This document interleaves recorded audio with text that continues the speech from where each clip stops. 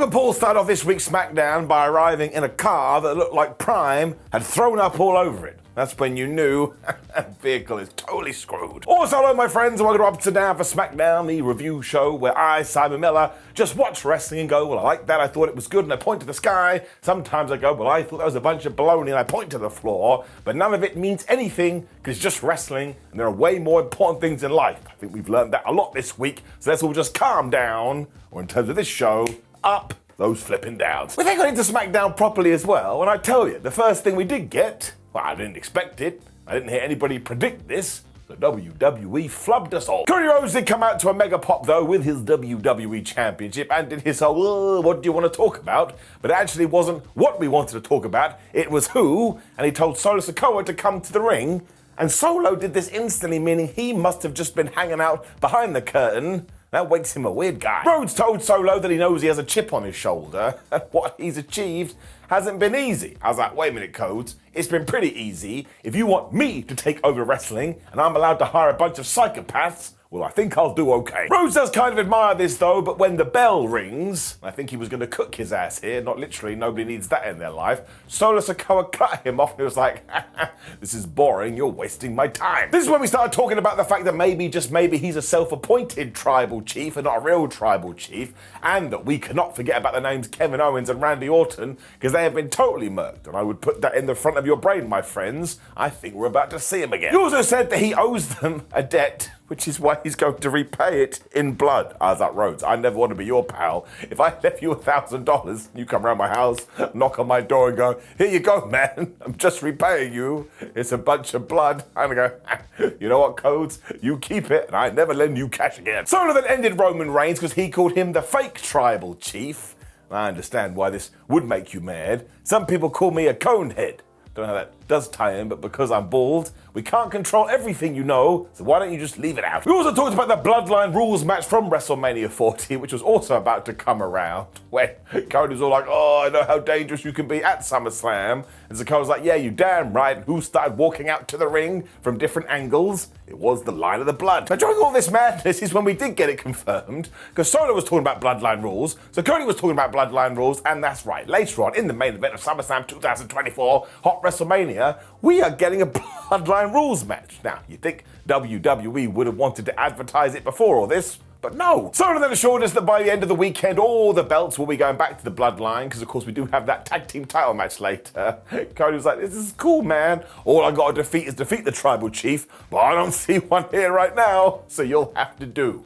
He mugged him again. He also called him a wannabe. The fans were going crazy for this, which is the most wrestling thing ever. Tribal chief doesn't mean anything if you just say it out of your mouth, but with all the context, my gosh, how dare they. This was great though, and the best thing these two have done together, and of course it makes sense making it a Bloodline rules match. Do you remember what we did at Mania? It just means this is going to be Shenanigan Central, and you probably will get maybe a Hikuleo, you're going to get a Jimmy Uso, maybe a Jey Uso, a Kevin Owens, a Sami Zayn, we don't know, a Randy Orton, but of course the person that will likely come out of the end will be Roman Reigns, and the pop will be something we tell our grandkids about. Now they won't care, of course, because they'll probably be on TikTok or something like that, or whatever the future TikTok will be, like foot page. Shouldn't have said that, I do regret it, but hey, to get you ready for this, give it an up. When we got a Carmelo Hayes promo that we should have aired last week, because it was in video form, and he told Andrade, oh, hi, Mr. Andrade, you quit everything and you keep changing teams. That's why you're never going to be as good as me. I'm focused. So we went inside baseball here, and he promised the next time they meet he won't miss, because of course in the first match he did lose. This would have been way better to have shown 7 days ago, rather than Carmelo just walking up to Andrade and go, hey man, I'd like another match. Andrade would be like, oh fine, just leave me alone. Turns out Carmelo Hayes is full of it, because he went and lost again, but I tell you, these two should run a science class, because they've got amazing chemistry. Or maybe they should just get married. What I really like about all of this is because Mr. Tranquilo got another win, now he feels like a player. This is how quickly things can change. He has 2 back-to-back very impressive wins over Carmelo, and maybe now post-SummerSlam. If we do need a brand new opponent for the United States Championship, you could pick Andrade. Never be like, yeah, that makes sense. We start with the chops too, as Carmelo did reserve a suplex into the most devastating move in all of sports entertainment, the surprise roll-up, but the issue is he did it too soon. If he had left it until Andrade's HP had been a little bit lower, maybe it would have worked. Carmelo then threw Andrade into Simba the Steel Steps and also gave him a kick that was super, so he did have a game plan this time.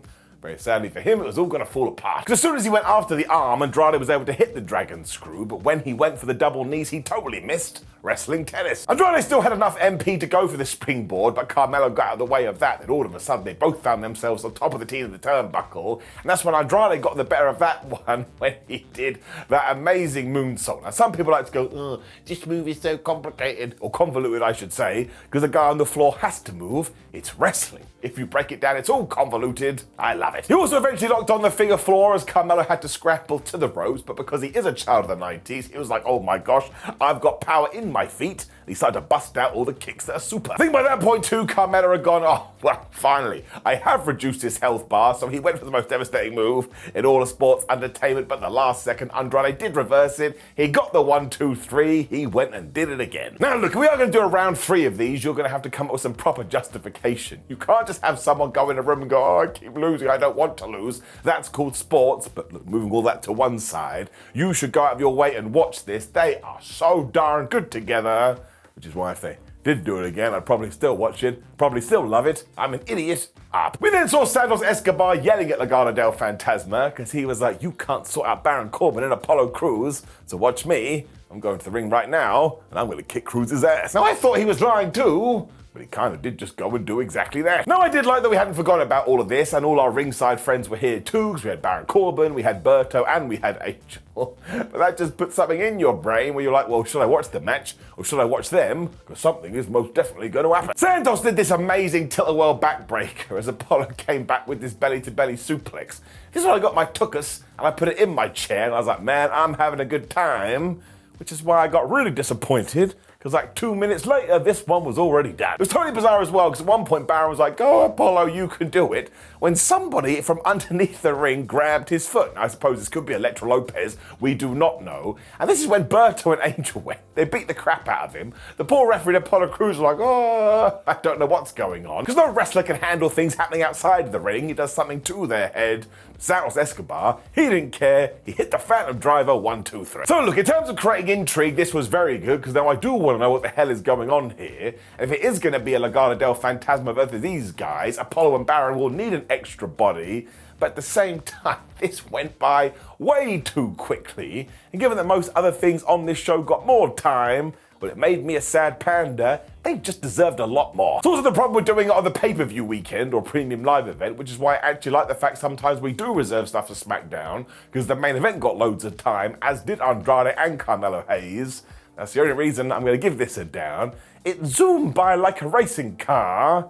Now we probably won't talk about it again, and that ain't right. Jade, Cargill and Bianca Belair were then being interviewed, and they were like, we will 100% most definitely win our tag team titles later. And I was like, oh, I think you're trying to pull a fast one.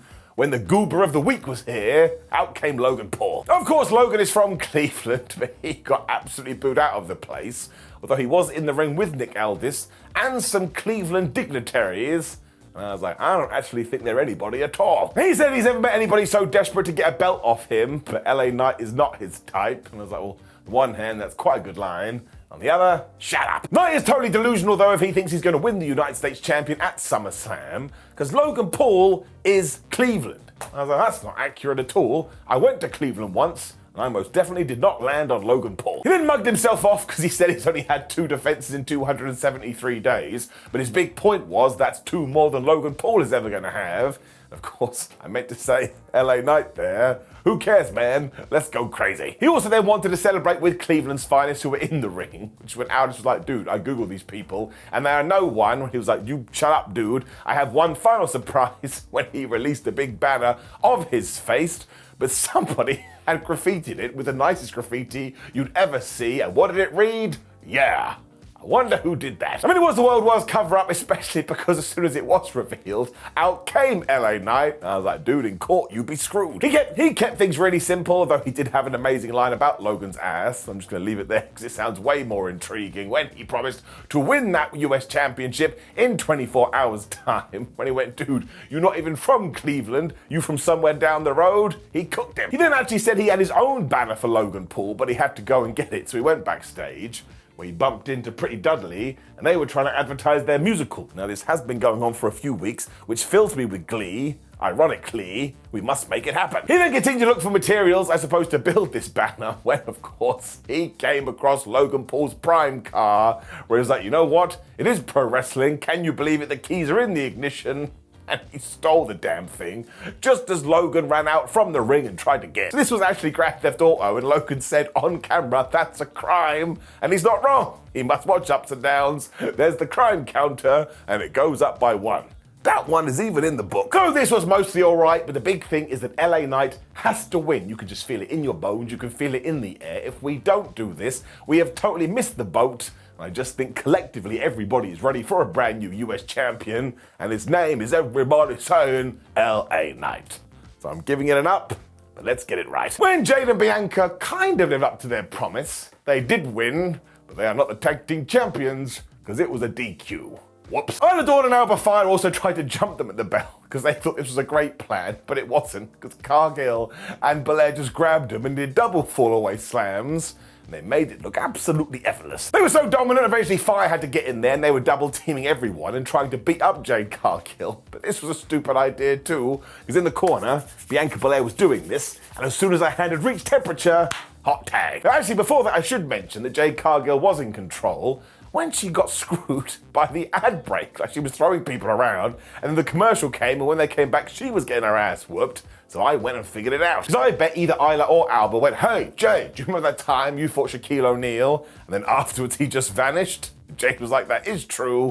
And she got murked. That'll do. Anyway, back to Bianca's hot tag. It was wildly impressive as always, and she was doing all these moonsaults, when all of a sudden Jade Cargill and Isla were fighting on the outside. It's like, this is out of control. This was doubly true as well, because just when it looked like Bianca was going to get this finished, Blair Davenport just teleported to that ringside area. She threw Jade into the ring post, and she did this right in front of the referee, who was like, oh, I have to deal with children. You know I can see this. I'm not blind. Disqualification. As they did have the numbers game too, the bad guys took out the good guys, but you can see what we're doing here. Now Naomi can re-team with her friends. We can do some 6-person tags. Now I do like it because it's simple booking, so I am going to give it an up. But all of a sudden my nerd brain went, wait a minute, this is exactly what we're doing on Raw with Lyra Valkyria, Kaden Carter, and Katana Chance. Like, we could have come up with something a little bit more creative, and I am glad that all these people are finally being featured. But yeah, just felt a little bit lame, I suppose, creatively. It's wrestling. You can do whatever you want. Well, that part gets it down. When I laughed out loud, because we cut to Tiffany Stratton, who was going, oh, my briefcase, my poor briefcase. I was like, why crying, man? It's an inanimate object. Nia Jax then walked in very handily, and she was like, oh, hi, I've got you a brand new pink case, and it's all pink, and it's really pretty. But she did have a proviso here. She was like, look, even though this is a gift, you are now not allowed to catch it on me. You got it? Good. Now, of course, this is just emotional manipulation, because you can't gift somebody a gift and then expect something in return. Do not make me start a morally acceptable counter. Chelsea Green and Piper Niven then walked in, and Chelsea was all like, man, you cost me the Money in the Bank match, Tiffany Stratton. I was like, yeah, she did. That's the entire point of the match. Tiffany then walked off because she doesn't like the colour green, and yes, that was a reference to jealousy. So now I presume that we are going to do a mini feud between Chelsea Green and Tiffany Stratton. And how does that one work? Who the flub is going to be the heel? When we got to our main event, and man, it was totally great, but it was also tinged with sadness. For it was the Bloodline versus DIY. I don't know if Johnny Gargano and Tommaso Ciampa, when they won these championships, had been told, I'm really sorry, but you're basically a story prop. But 29 days after they were coronated, that's right, they don't hold them anymore, because it's gone to Jacob Fatu and Tari Tonga. Damn. Now, because I'm a massive nerd, I hope this leads to a fallout between the two, so we can do the Gargano-Ciampa match at WrestleMania, because that would tick all of my boxes. And I don't want to say this was a squash. It wasn't. It went a good 10 minutes and it was really good. But towards the end, my word, DIY got totally wrecked. Tonga also threw Tommaso into the ring post, which is when Johnny Gargano did get in there, as he was hitting spears and Tommaso was hitting air raid crashes, and they were getting 1-2 oohs, but you could just smell it in the air, something was off. You must have really felt it too when Jacob Fatu did the blind tag and did this death hip attack, and then Tama was back too and he was doing splashes, and you could feel it. They had the momentum. What are we going to do? Now, Gargano was back to help, and this did work, so when Fatu went to get them, he accidentally ran into Sid with the steel steps. But I was looking at him going, he doesn't actually seem that damaged at all. DIY didn't care, and they did take advantage, and my gosh, they hit the Shadow Machine. Of course, Solo and Tangaloa was having none of that though, so they cast Distraction, which is when Solo took his thumb and he just smashed Tommaso Ciampa with it. This is when I had an epiphany. I was like, wait a minute, it's a Bloodline rules match tomorrow at SummerSlam. Who the hell is going to interfere for Solo? Because usually it's Solo doing interfering, so we may actually be about to get another Solo who interferes on behalf of Solo. What? Anyway, the referee was spinning around, so he didn't know what to do because he's basically Kylie Minogue, and Johnny Gargano used this for his one final flurry because he was hitting super kicks and he was hitting dives when he snuck up behind Jacob for 2 and gave him a poison rana. But this guy, he landed on his head and was like, ha ha, that don't work, fool. And my gosh, he must have filled up his meter, because no word of a lie, he hit Johnny Gargano with about 72 specials. I mean, there was that awesome Samoa drop, the amazing moonsault, and the Impaler DDT. When he went to cover Johnny, I was like, yeah, he can't kick out, nobody could. 1, 2, 3. It meant the SmackDown finished with the Bloodline and their fingers, and listen, they gave the belt to Solo Sikoa, and so many people have been like, oh my gosh, Jacob Fatu is going to turn on him, and he may do, but throughout the whole match he was also shouting, oh, Solo, I love you, you are my tribal chief. Although maybe he doth shout too much. But it's absolutely an up for me. I thought it was really great, and it had so much intrigue to SummerSlam, because they got some people freaking out going, oh my gosh, it means Solo is going to win the WWE title. Why the flub not? Give me all of the chaos. But yeah, it's an up for the match. It's an up for SmackDown. The whole point of go-home shows is to get you pumped for the pay-per-view. Mission success. Now, of course, please do leave a comment below and let me know what you thought about SmackDown, and are you ready for SummerSlam? Like the video, share the video, and subscribe. Click the video on the screen for ups and downs for Raw, so we can connect all the connective SummerSlam tissue, and I shall be back tomorrow with my ups and downs for SummerSlam, because wrestling never sleeps, so why should I? Goodbye.